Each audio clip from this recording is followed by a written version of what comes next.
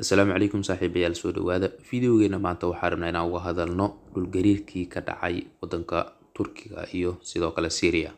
Waxaan isweydiin doonaa ama fiidiyogan aan kusoo qaadan doonaa waa maxay sababta dhismayaal aad u tiro badan ay ugu dumeyn wadanka Turkiga.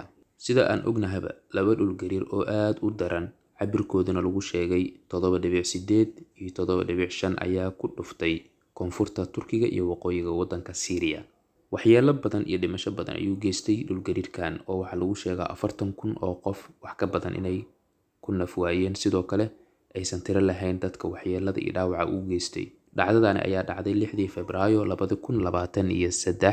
Dhanka kale, ku dhawaad 25,000 oo dhismayaal ah ayuu dhulgariirkani u geystay waxyeello iyo burbur badan. Waxaa la isweydiiyay su'aalo ay ka mid yihiin waa maxay sababta guryaha sidaani u badan ay u burbureen ama ay u dumeen. Si fudud ma dhihi karnaa baaxadda dhulgariirka awgeed ayay guryahani u dumeen, mise dhibku waxa uu ka jiraa naqshadeynta iyo habdhismeedka iyo shuruucda loo maray dhismahan inoo muuqda haddaan fiirino waxa uu ka mid yahay kuwii dumay. Sida aad arkayso, qaybta hoose ayaa marka ugu horeysa duntay, kadib qaybta xigta ayaa ku xigsatay, kadibna kuwa ka sarreeya. Dumitaanka noocan oo kale ah waxaa loo yaqaanaa pancake collapse. Macnaheedu waxaa laga wadaa sida canjeeradii oo kale ayuu isku dul korkoraa gurigii ama uu u rasaysmaa. Dhibaatada ugu badan ama waxyeellada ugu badan ee dhulgariirka uu geysto waxaa sabab u ah waa dumitaanka dhismaha ama dhismayaasha. Dhismo dabaq ah oo taagan waxaa la dhihi karaa kakanaantiisu way yar tahay ama awoodiisu way yar tahay haddii qaybta hoose 70% ama wax ka yar ay ka kakanaan yar tahay kuwa ka sarreeya.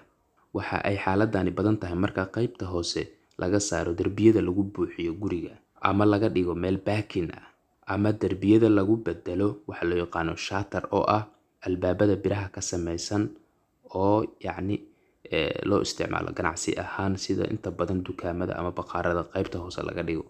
Marka dhismaha uu sameeyo lulasho dhulgariirka awgiis, qaybta hoose ayaa ah midda ugu horeysa ee dumaysa, sababta oo ah qaybtaasi ma awoodo mana celin karto kuwa ka sarreeya markii lulashadu ay dhacdo.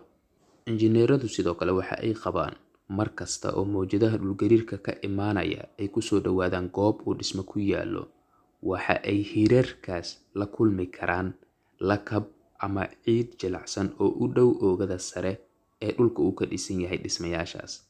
Walxaha ay ka kooban tahay ciidaasi ama lakabkaas jilicsan ayaa sababta in badan in mowjaduhu awoodoodu ay bataan, gariirkoodu ay bataan, sidoo kalena aad uu ugu baaho.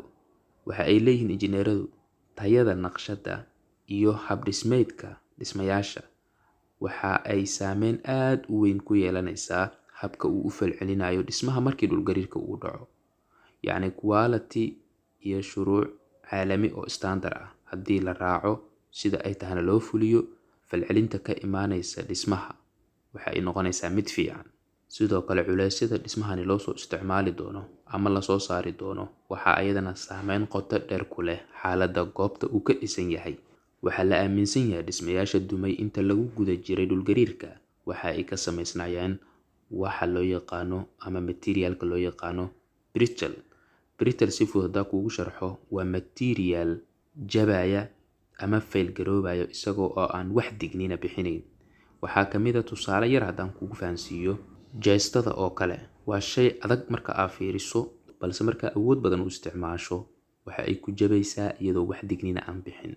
Waxa materialkaas marka ugu badan ee dhismaha loo isticmaalo waxaa ka mid ah waa shubka, sidoo kale dhagaxa, bulukeetiga iyo wixii la midka ah. Ma bixiyaan wax digniin ah oo muujinayo in uu jabi rabo. Biraha loo isticmaalo dhismaha waxa ay awood u siinayaan dhismaha in uu iska caabiyo qaab isbeddelka ku imaan kara inta uu socdo dhulgariirka. Shubka waxaa la sheegaa in uu ku liito xagga flexibility-ga marka la dhaho, ama in isbeddelkiisu wax muuqan karo ama la dareemi karo uu noqdo. Dhankaasi waxa uga fiican birta oo lagu kaalmeeyaa si uu u noqdo guriga mid flexibility-giisa oo ay fiican tahay. Sidoo kale engineersku waxa ay qabaan in dhismaha uu dumo ay keeni karto laba shay oo isku tagay marka aan ka hadlayno dhulgariirka. Midda koowaad, qalfoofta dhismaha uu ka samaysan yahay oo awooddii loogu talagalay aan lahayn.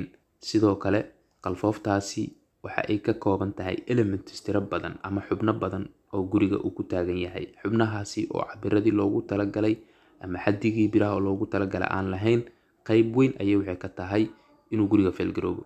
Midda labaad, dayalsi ama in la iska indhatiro waxa loo yaqaano earthquake safety standards ama xeerarka caalamiga ah ama shuruucda caalamiga ah ee lagu dabaqo guryaha si ay isaga caabiyaan dhulgariirka ama awoodaha dhinaca ka imaanaya ee loo yaqaano lateral forces.